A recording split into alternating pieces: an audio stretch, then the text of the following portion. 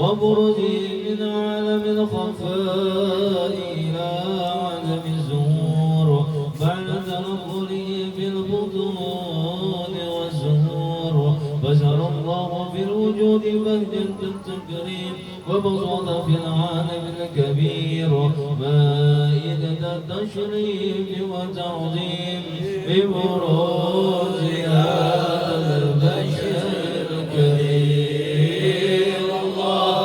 اللهم صل وسلم أشرف الصلاة والتسليم على سيدنا ونبينا محمد الرؤوف الرحيم. اللهم صل وسلم وبارك عليه وعلى آله.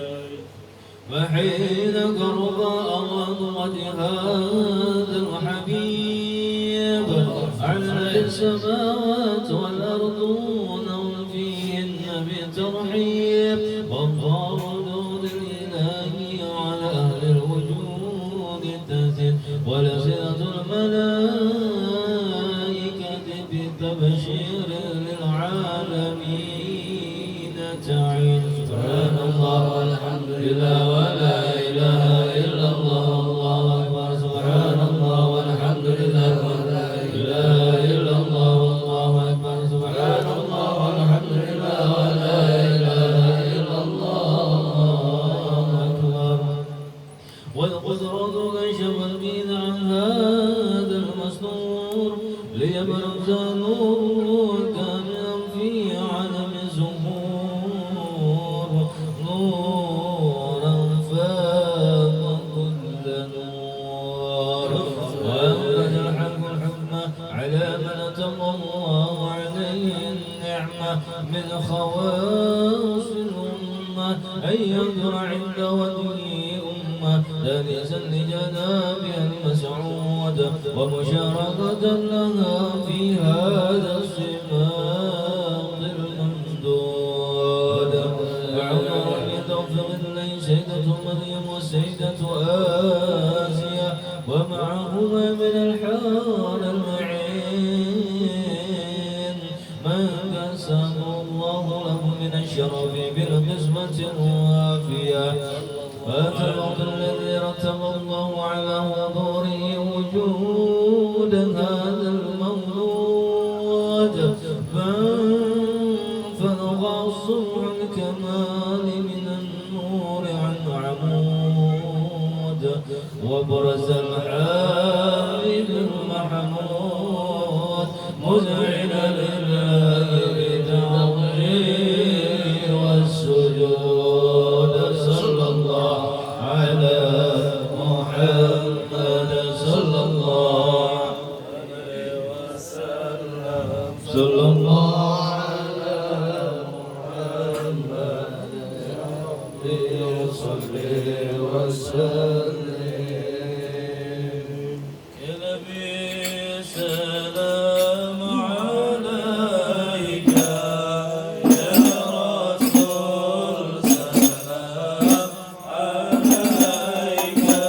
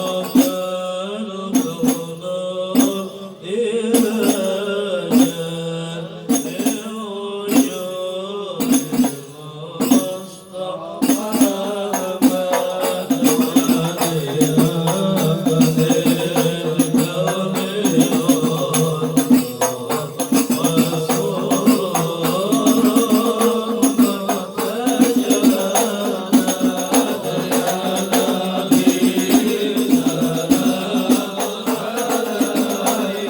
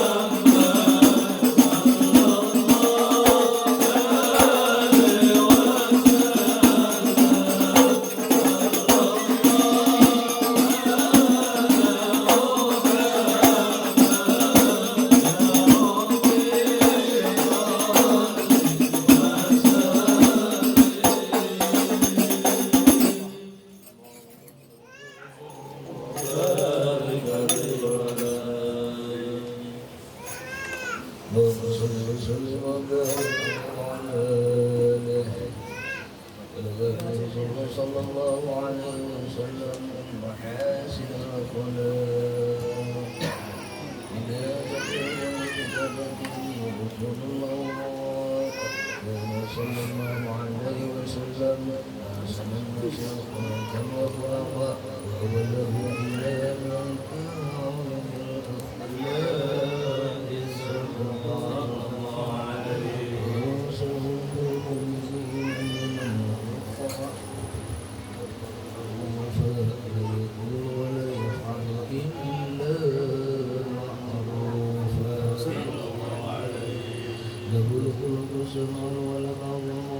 على المعنى إذا دعا المسكين أجابه إجابة معجلة بشرف وحين باليتيم والأرملة وله معاش خلقه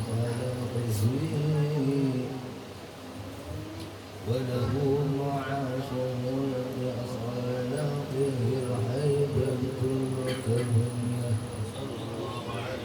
التي ترفع يد منها فرائص الأيام من البرية ومن الشعراء به تعترى بالطرق والمنازل صلى الله عليه وسلم الجليس والمحافل وهو صلى الله عليه وسلم جميع صفات الكمالية وله صور بخلقه وخلقه بشرف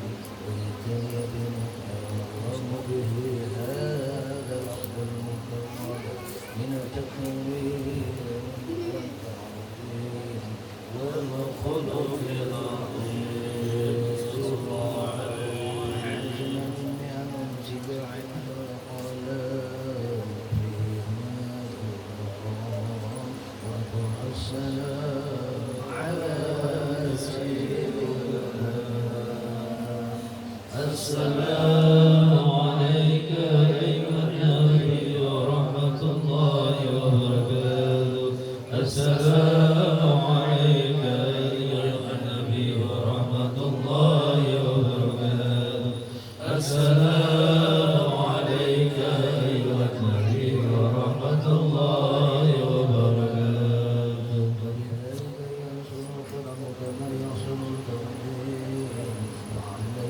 الصلاة والتسليم اللهم صل وسلم وسلم الصلاة والتسليم على سيدنا ونبينا محمد الرحيم.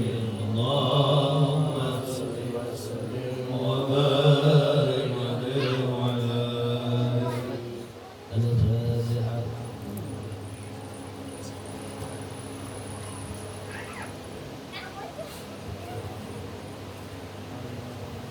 آمين. جزاك الله خيرا ونبينا محمد وعلى آله وصحبه أجمعين. ولما نظرنا في قلوب دار الأوصاف محمد الوفود توجه إلى المتوسل بسيد وحبيب محمد صلى الله عليه وسلم ليجعل شعبه مشكورا وفعله به محمودا ويطبع عملا بالعمل المقبول وتوجه بالتوجهات الخالصة والوسيلة الموصولة. اللهم يا من إليه تتوجه آمال وتعود صافرا وعلم بإجاده تحب رحال فتكشاها منه الفيوضة الغامرة. نتوجه إليك بشرف الوسائل لديك سيد المرسلين عبدك الصادق الأمين سيدنا محمد الذي عمل رسالة العالمين أن تصلي وتسلم على نبيك على تلك الذات الكاملة واستودع أمانتك وحافظ سرك وحامل رايات دعوتك الشاملة هذا بذلك البرع المحبوب لك والمخصص بالشرف الأبخار في كل موطن من مواطن القرب ومجهر قاسم حمدك في عبادك وساكن كؤوس إرشادك لأهل بلادك سيد الكونين واشرف الثقلين العبد المحبوب الخالص المخصوص منك بأجل الخصائص. اللهم صل وسلم عليه وعلى آله وأصحابه وأهل حضرة اقترابه من أحبابه. اللهم إنا نقدم إليك جاه هذا النبي الكريم ونتوسل إليك بشرف مقامه العظيم أن تلاحظنا في حركاتنا وسكنتنا بعين عنايتك وأن تحفظنا في جميع أطوارنا وتقلباتنا في جميع رعايتك وحاصل وقايتك وأن تبلغنا من شرف القرب إليك وإلى هذا الحبيب غاية آمالنا وتتقبل منا ما تحركنا به من نيتنا وأعمالنا وتجعلنا في حضرة هذا الحبيب من الحاضرين وفي طرائق اتباعه من السالكين ولحدك وحكيه من المؤدين ولأهلك من الحافظين. اللهم إنا لنا أدماء في رحمتك الخاصة فلا تحرمنا وسنة جميلة هي وسيلتنا إليك فلا تخيبنا. آمنا بك وبرسولك وما جاء به من الدين وتوجهنا به إليك مستشفعين أن تقابل المذنب منا بالغفران أن تقابل المذنب منا بالغفران أن تقابل المذنب منا بالغفران والمسيء بالإحسان والسائل بما سأل والمؤمل بما أمل وأن تجعلنا ممن نصر هذا الحبيب ووزره وواله وزاره.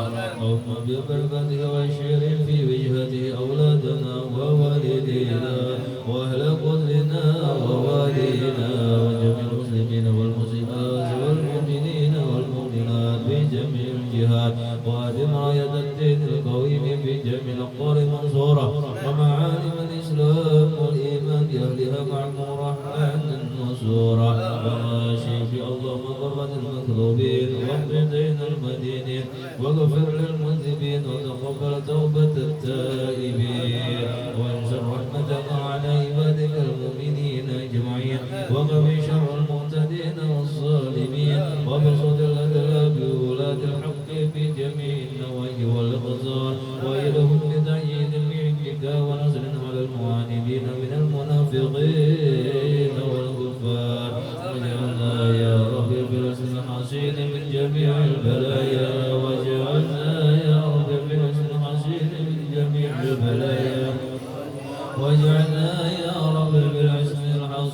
من جميع البلايا وبالهرج المكين من الذنوب والخطايا وعلمنا بالعمل بطاعتك وصدق في خدمتك قائمين وإذا توفيتنا فتوفنا مسلمين مؤمنين واختم لنا منك بالخير أجمعين وصل وسلم على هذا الحبيب وسلم على هذا الحبيب المحبوب للجسد والأرواح والقلوب وعلى آله وصحبه ومن إليه منصب آخر دعوانا أن الحمد لله رب العالمين.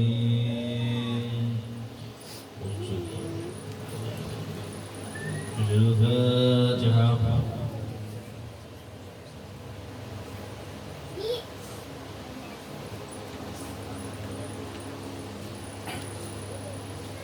بسم الله الرحمن الرحيم الحمد لله رب العالمين والصلاة والسلام على أشرف الأنبياء المرسلين سيدنا ونبينا محمد وعلى آله وصحبه أجمعين أما بعد فلا نعلم رحمكم الله ونفع بعلم في الدارين آمين.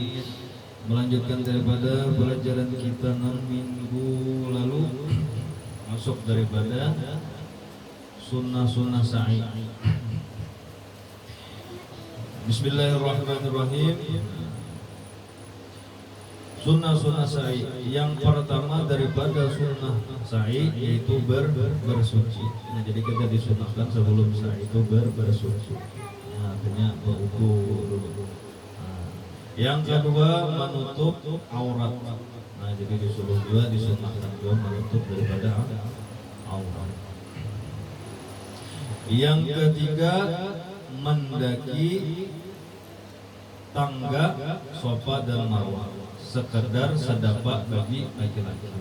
Jadi naik sedikit, disunahkan juga naik sedikit. Yang keempat berjalan biasa pada permulaan dan penghabisan. Jadi pertamanya berjalan. Nah, kawan terakhir kan disuruh berjalan.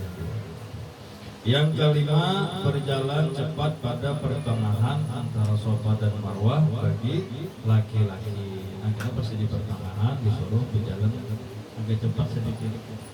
Nah, dicepati sedikit. Batasnya untuk berjalan cepat itu mudah. Karena ada tanda hijau di dinding masjid. Jadi ada tanda hijau. Ada tandanya. Bila sudah masuk tandanya berarti kita disuruh berjalan cepat. Yang keenam yaitu mengatakan tiap-tiap orang yang sa'i pada waktu sa'i. Jadi ada doa. Rabbi fir warham wa tazawwad mimma ta'lamu innaka antal a'azzul akram. Allahumma ja'alhu hajjan mabruran wa dhanban maghfuran wa sa'yan mashkuran wa tijaratan lan tabura ya aziz ya ghafar. Allahu akbar Allahu akbar Allahu akbar walhamdulillah Allahu akbar ala ma hadana walhamdulillah ala ma awlana la ilaha illallah wahdahu la syarika lah lahul mulku wa lahul hamdu wa huwa ala kulli syai'in qadir la ilaha illallah wahdahu sadaqa wa'dah wa nasara 'abdah wa 'azza وهزم الأحزاب وحده لا إله إلا الله ولا نعبد إلا إياه مخلصين له الدين ولو كره الكافرون. Nah, itu doa anunya bacaannya perkataannya ketika berjalan. Nah, jadi itu daripada sunnah-sunnah sa'i. Terus sedikit masuk daripada penjelasan bercukur atau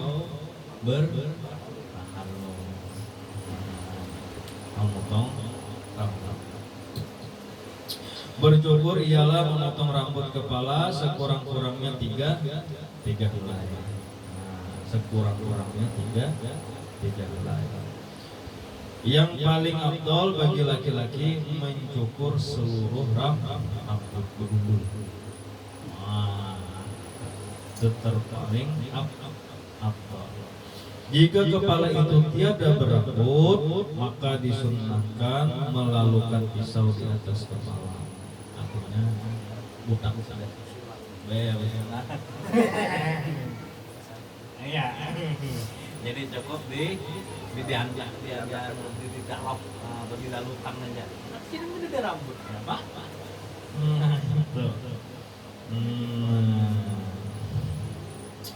Setelah bersyukur, apa-apa yang diharamkan dalam berihram menjadi halal.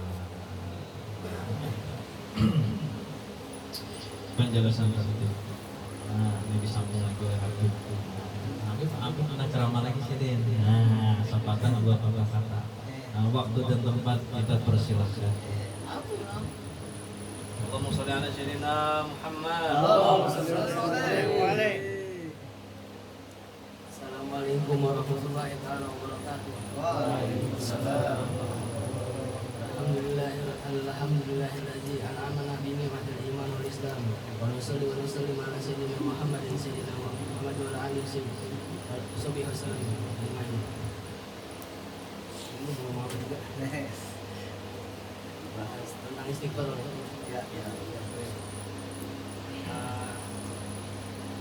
Orang yang berzikir ini konsekuensinya pasti apa, yang pertama ingat sama Allah kan, yang kedua dekat sama Allah, dan dan bukan berarti semua orang yang istighfar itu pasti dekat juga sama Allah.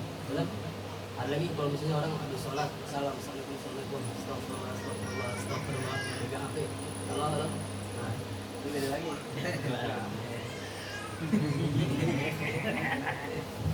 Di Quran surat 71 halaman 570, surat Nuh 29. Ini kita ambil ayat 10-nya atau yang ke-8 nya ya, sampai ayat 13. Dibilang apa, Nabi Nuh ini berdakwah sama umatnya berapa tahun?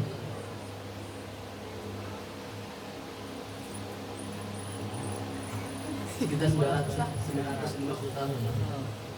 Nah itu setiap kata yang diucapkan oleh Nabi Nuh tuh pasti adanya. Kan dibilang pertama kali summa inni da'awtuhum jihara. Yang pertama kali aku berdakwah secara terang-terangan.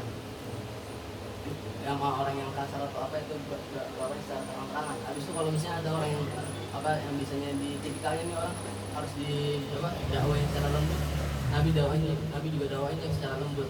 Dibilang di ayat selanjutnya summa inni a'lamtu lahum israra. Sampai Nabi bilang secara pelan-pelan atau bahasa apa yang dibilang Nabi selama 950 tahun itu cuma satu kata yang pertama kali Nabi ucapkan. Faqul astaghfiru rabbakum innahu kana ghaffara. Maka aku berkata kepada mereka semua, maka minta ampunlah kepada Allah. Maka Allah akan mengampuni kalian. Kenapa di sini dibilang Ghaffara? Karena sifat Allah itu dalam sifat Asmaul Husna dibilang apa? Ghafir. Nah, itu tuh dibilang di Quran surat 40. Surat 40 ini surat Ghafir. Ya, surat Ghafir halaman 467 bagian kanan. Ini kita ambil ayat ketiganya. Ghafiriz dzambi wa qabilut taubi. Nah, itu dibilang apa? Ghafir. Aku akan ampunkan hamba-hambaku yang berdosa dan akan aku terima taubatnya. Ini ada maksud penjelasan dari ayat selanjutnya. Dibilang itu dibilang apa? Ini yang pertama nih. Apa Allah menurunkan sifat Ghafir ini keutamaan orang istighfar. Yang pertama Allah menurunkan sifat Ghafirnya. Yang kedua dibilang summa yursil sama alaikum idrara, akan aku hujankan secara lebat. Maksudnya ini ada dibilang misalnya ada orang yang kekurangan air, misalnya hujan nih membawanya kan berkah kan ya. Ada lagi hujan yang bawa sebenarnya tuh hujan tuh nggak bawa banjir. Kalau hujan turun kan kita orang yang buat saluran air nih kadang-kadang dibuat jadi bangunan kan. Jadi yang salah siapa?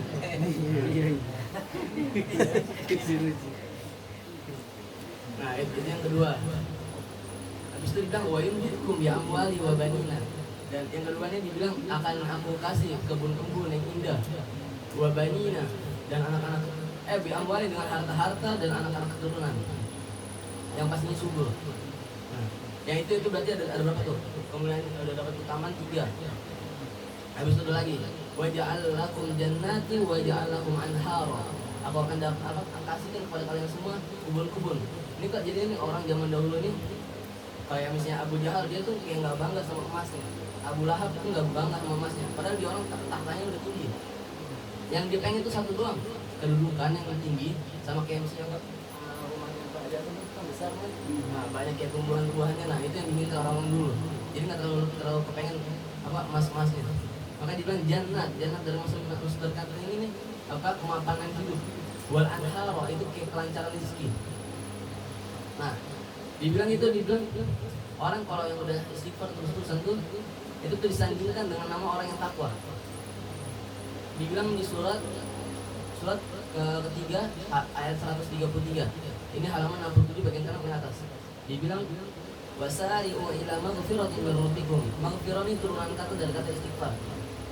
Nah, dibilang apa? Ayo cepet-cepetan, ayo istighfar. Ini nih Allah ini sampai nyuruh, ayo cepetan istighfar. Kita orang ini udah kasih pengen enak, kayak misalnya nih, game ini kan pasti ada cheatnya kan. Nah, ini kita ini udah pasti dikasih enaknya, udah dikasih tahu caranya, tapi kita orang yang nggak ngambil, ya kan? Wasari ila maghfiratin min rabbikum. Yang tadi cuma kenikmatan dunia doang. Orang mesti mikir kan, masa nggak dapat akhiratnya juga? Nah, ini dikasih dibilang, kamu mau milih surga yang mana?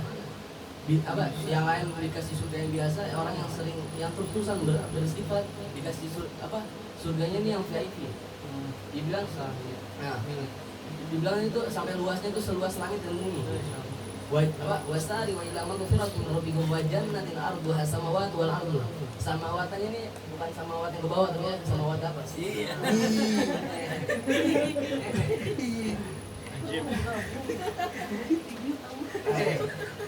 Ingat bisa ngomong.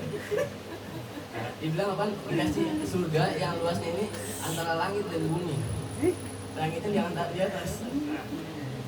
Dan di dalam ayat lain pun dibilang orang yang sering istighfar tuh disamainnya bukan sama orang takwa doang. Kita ambil lagi di surat ketiga ayat ke-17 halaman 52 bagian kanan bagian kiri paling atas. Atau paling atas ada bagian kiri. Itu dibilang kan orang-orang yang sering istighfar nih disamain sama orang yang jujur. As-sabirina dengan orang-orang yang sabar. Was-sadiqina dan orang-orang yang jujur. Wal qanitina dan orang-orang yang taat. Wal qanitina wal munfikina dan orang-orang yang sering berinfak ke jalannya Allah. Wal mustaghfirina bil ashar dan orang yang setiap harinya nih istighfar sebelum sahur. Sahur ini maksudnya sekitar misalnya azan jam 5 lah ya. Jam berapa? 5 ya. Nah, jam 5. Ini kita ambil setengah 5-nya. Paling apa? Paling lamanya lah oke. Kalau nggak bisa bangun. Tapi yang bagusnya jam 3 lah. Nah, itu yang dibilang bagus.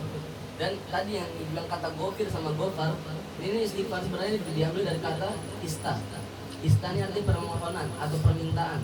Gofaro ampunan. Makanya rata-rata orang yang sekarang dan artinya Quran tuh nggak ada namanya permintaan ampunan, pasti cuma nyambungnya ampunan doang. Makanya belum tentu tuh yang Quran yang arti itu benar, seharusnya harus ada tafsirannya secara asli juga. Artinya itu permintaan ampunan kepada Allah. Dan gofaro tadi, kenapa tadi dibilang gofir, ada yang gofar juga. Kata gofir nih nyambung dari bahasa Arab orang yang berdosa, yaitu kata zanbun. Zanbun ini artinya orang yang berdosa satu kali. Kalau zunubun, udah wassalam itu. Nah,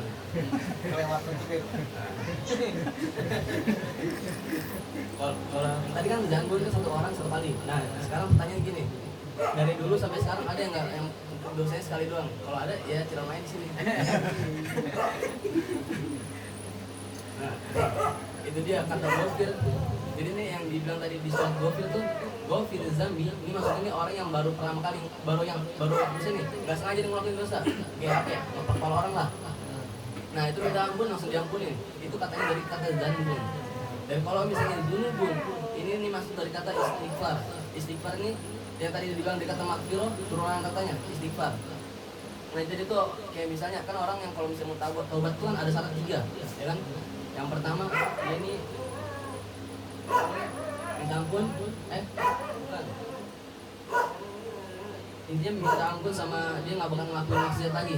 Nah itu yang dimaksud dari kata gofar juga. Ini secara menyeluruh kalau gofar.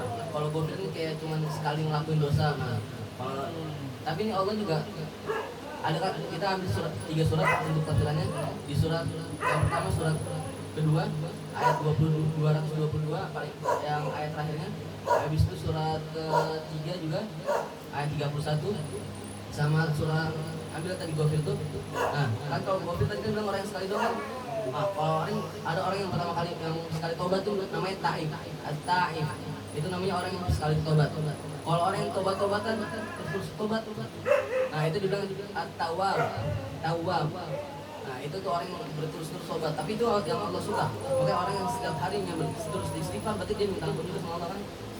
Nah, dibilang tadi di akhir ayat surat Al-Baqarah itu juga halaman berapa ya? Halaman. Nah, 35. Halaman 35 bagian kanan, bagian bawah. Itu dibilang mah innallaha yuhibbut tawwabina wa yuhibbul mutatahhirin. Nah, jadi ini kata tawwab ini akan jadi orang yang terus-terusan tawwabin. Tawwab ini orang yang terus-terus minta ampun kepada Allah. Salah satunya istighfar juga. Jadi ini kalimat istighfar nih enggak sepele. Kalimat yang besar makanya sampai-sampai itu tuh bisa dihadiskan disebutkan juga. Tapi kalau di hadis ini beda. Dibilang al-kalimatani khafifatani ala lisan wa sakilatani fil mizan. Dibilang subhanallah bihamdi subhanallahil azim. Jadi istighfar itu masuk juga dari situ. Jadi ini dua kalimat. Kalau yang itu tuh tadi dua kalimat yang ringan di lidah dan tapi berat di timbangan. Itu subhanallah bihamdi dan subhanallahil azim. Nah, itu sama persis seperti istighfar. Makanya kalau misalnya orang istighfar kadang-kadang kita orang masih maksiat lah dikit-dikit. Kalau misalnya kita istighfar cuma ngomong astagfirullah, tapi pikirannya yang tadi tuh, nah itu beda lagi tuh. Makanya nih kalau orang istighfar nih harus disandingin dengan harus dekat kayak misalnya astagfirullah saya pernah gini. Nah itu dibilang kalau misalnya orang yang kayak gitu bayi pun yang dia yang masih umur 7 tahun ini disuruh ayo istighfar, bisa istighfar. Orang gila ada jauh-jauh. Orang gila yang penaknya di atas ditarik ke atas kan ruh yang qalam wa salah satunya anil majnun hatta yusfiqa. Orang yang gila sampai disadar hatta yusfiqa. Ya kalau misalnya orang yang gila doang dia bisa istighfar ambil ketawa malah astagfirullah bisa gitu malah. Jadi ini orang istighfarnya ada maksudnya sendiri. Jadi harus dengan betul-betul dia ngerasain dosa-dosanya dari orang semua.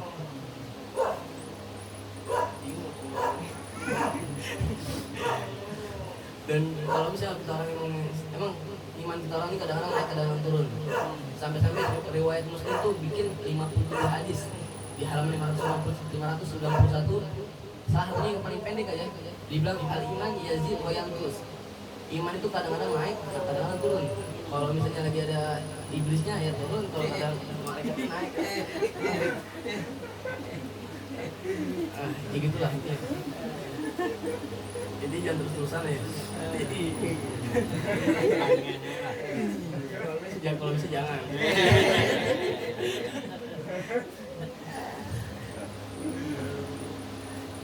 Mungkin ada tambahan. Jadi payung. Mungkin ada ma'akulakum. Assalamualaikum warahmatullahi wabarakatuh. Waalaikumsalam warahmatullahi wabarakatuh. يا أرحم الراحمين يا أرحم الراحمين يا أرحم الراحمين فرج على المسلمين يا أرحم الراحمين يا أرحم الراحمين يا أرحم الراحمين فرج على المسلمين يا أرحم الراحمين يا أرحم الراحمين يا أرحم الراحمين فرج على المسلمين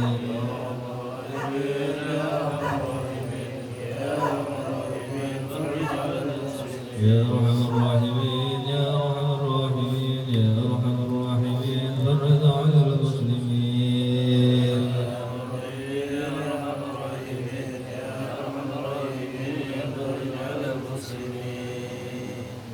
اللهم صل على سيدنا محمد وعلى آل سيدنا محمد. اللهم الشيطان الرجيم كلمات الوجه الكريم ووجه الكريم محمد والدعوات المستجابة بحج الحسن والحسن من الفوز عنك علم القدرة والنازلين وعين الإنس والجن والشياطين وهي كاملة الكفر لا يدرك بأبصارهم كما سيدرك ويقولون إنه مجنون وما هو إلا ذكر العالمين والمستجاب بالقرآن العظيم ووحي سليمان وداود عليهما السلام طول عمرنا وصاحب سالنا وقد حاجاتنا واغفر أموالنا وأولادنا وحبيبنا للناس أجمعين وتبارك على كل من بني آدم عليهما السلام كان حيا ويحب قولا الكافرين وقل جاء الحق وزهق الباطل إن الباطل كان زهوقا وننزل من القرآن ما هو شفاء ورحمة للمؤمنين ولا يزيد الظالمين إلا خسارة إنك على كل شيء قدير اللهم اغفر بلاياك في أبلاء وبلغ منا سمع الله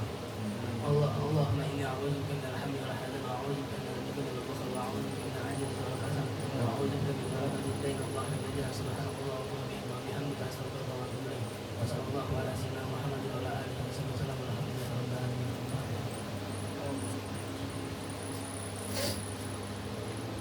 تقبل الله منكم منا ومنكم شر يا كريم.